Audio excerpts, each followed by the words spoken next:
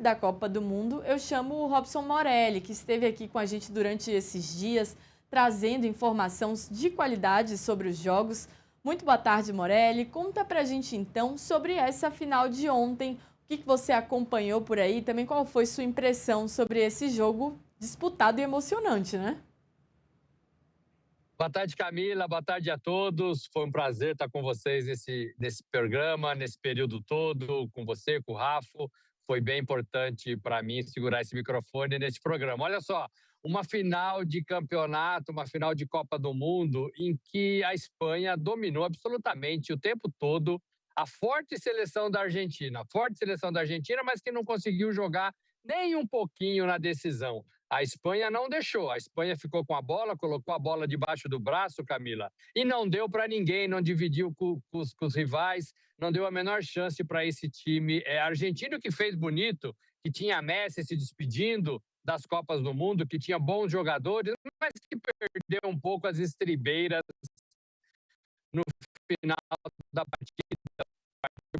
Promoções, não soube perder, né? Não soube perder. E a Espanha, com essa festa linda que a gente viu, a Espanha implantou um sistema de jogo bacana, sistema de jogo que fica com a bola, que faz a bola rodar, que vai empurrando o seu adversário para trás, para dentro do seu campo. É bem verdade, Camila, que a gente, todo mundo que estava assistindo, eu estava lá no estádio, a gente esperava o gol, esperava a conclusão, a gente ficou esperando esse gol por muito tempo, né? Durante todos os 90 minutos do tempo normal, depois um pedacinho da prorrogação, até que o Ferran Torres fez esse gol para dar alegria para essa Espanha. Foi uma Espanha boa, bonita, agradável de se ver, foi uma Espanha que foi crescendo na competição, foi uma Espanha de alguns jogadores importantes, como o Rodri, que foi eleito o melhor jogador dessa Copa do Mundo, como o menino Lamine Yamal, de 19 anos apenas, o Lamine Yamal.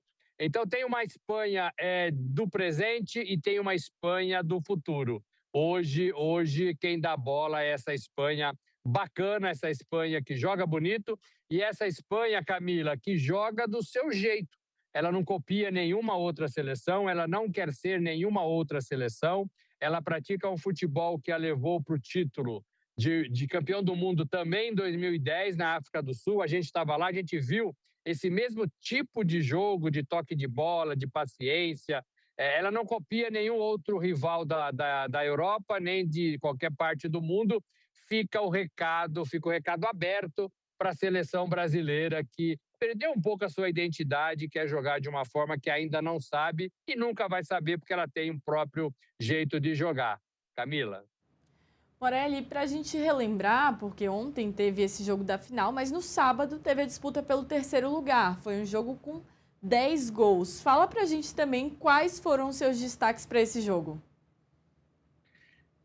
Foi o maior jogo da Copa assim, em relação a gols, né? 10 gols, a gente não esperava isso. Os dois times foram eliminados da grande final. A gente achou que os dois times pudessem meio que entregar o jogo. E foi, na verdade, um jogo aberto, né? Foi um jogo em que a Inglaterra se fez mais forte porque a França não conseguiu jogar também, mas por responsabilidade dos seus próprios jogadores. Teve muita cobrança no time da França no primeiro tempo, sobretudo do próprio treinador, de alguns jogadores cobrando outros jogadores por esse não envolvimento, por essa não apresentação digna da seleção francesa numa partida que não valia nada, mas valia um terceiro lugar.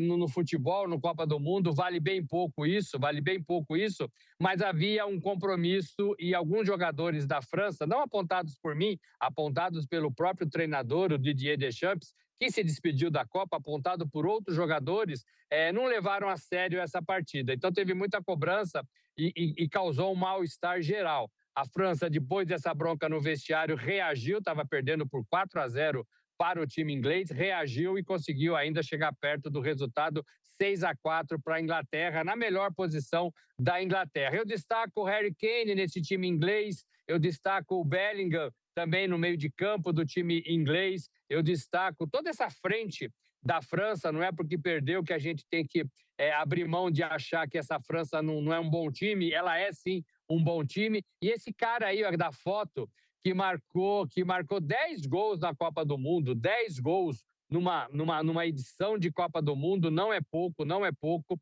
Ele tem 22 gols na história das Copas em 3 edições. O Mbappé disputou 3 Copas do Mundo, ele tem 22 jogos em Copas do Mundo e ele tem 22 gols. E tem só 27 anos, então ele tem muito ainda o que oferecer para o futebol francês, para o futebol mundial, para o futebol bem jogado que a gente gosta de ver. Então foi uma Espanha em primeiro lugar, uma Argentina em segundo lugar e uma Inglaterra em terceiro lugar, com a França terminando esse top 4 em quarto lugar na Copa do Mundo, Camila. Morelli, agora é uma curiosidade. Conta pra gente como que ficou o clima por aí depois dessa final, porque eu imagino que no início tinha muita gente por aí acompanhando a Copa. Não sei se ao longo dos dias foi diminuindo um pouco. Como que ficou esse clima? Muita gente já voltou para casa, as cidades aí ainda continuam. Não sei em qual cidade exatamente você tá, ainda continua muito agitada. Como que tá? Conta pra gente. Eu estou em Nova York, eu estou no alto do prédio onde eu morei aqui por mais de 50 dias, em Manhattan, na rua 86, com a Segunda Avenida, bem perto do Central Park. Aqui eu montei a minha base, está um sol danado, está um dia bonito, um céu azul Argentina, está bem legal. Não, a cidade já está vazia, a cidade já estava vazia, Nova York, antes da final, somente quando as seleções vieram para cá, nesta semana, que a cidade voltou a ter um clima de Copa do Mundo, sobretudo por causa dos argentinos e dos espanhóis. Estive na Times Square vendo a festa dos argentinos um dia antes da partida. Também fui no Madison ver o Garden, né? Madison Square Garden, vendo também a festa da torcida espanhola. Então, quando você tem um jogo na cidade, você tem um clima festivo, você tem torcedores de fora. O americano, de modo geral, Camila, não se envolveu com essa Copa. Ontem, quando eu voltava do estádio, cheguei em Nova York, de New Jersey para Nova York, e os televisores nos bares já passavam beisebol, já passavam outro esporte, já tinha trocado de canal. A Nova York funciona muito rápido, Manhattan mais rápido ainda.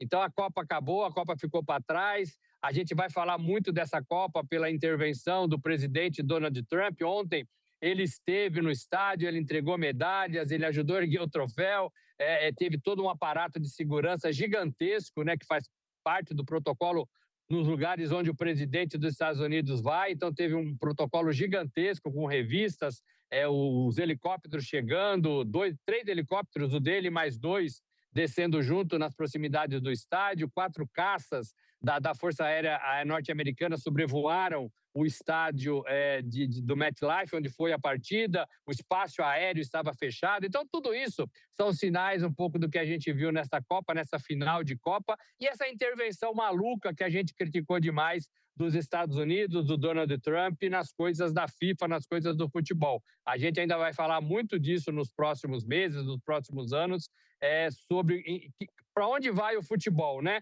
O futebol vai para um show business, o futebol vai se americanizar, como a gente viu nessa Copa do Mundo, sobretudo nessa final, 4 tempos, shows de 27 minutos no intervalo, Madonna, Shakira. É bem legal, tudo isso é muito legal, mas ela faz mais parte dos esportes americanos do que da Copa. A Europa não gosta muito disso, não. E parece que já está quase que definido, viu, Camila? Uma informação, o presidente da Confederação Sul-Americana de Futebol deixou muito transparecer isso, a próxima Copa do Mundo com 64 seleções. Olha só, então é isso. A gente segue acompanhando para ver quais vão ser os impactos de fato, né? O que fica de legado dessa Copa para as próximas. Essa final ontem surpreendeu bastante aí com esse show no intervalo da Copa. Parecia muito o que a gente acompanha em outros esportes, né? O Super Bowl, que é super de tradição dos Estados Unidos, mas a gente segue acompanhando. Morelli, muito obrigada. Parabéns pela cobertura e pelo trabalho ao longo dessa Copa do Mundo. Obrigada por ter participado aqui com a gente do Agora Metrópolis e bom retorno para você. As atividades normais, né? Vai ficar a ressaca da Copa aí. Mas já começa. Eu que agradeço, foi muito bom participar de todos os programas, falar com vocês. E daqui a pouco eu estou de volta. Pois é, até mais, então. E, como o Morelli falou aí, né?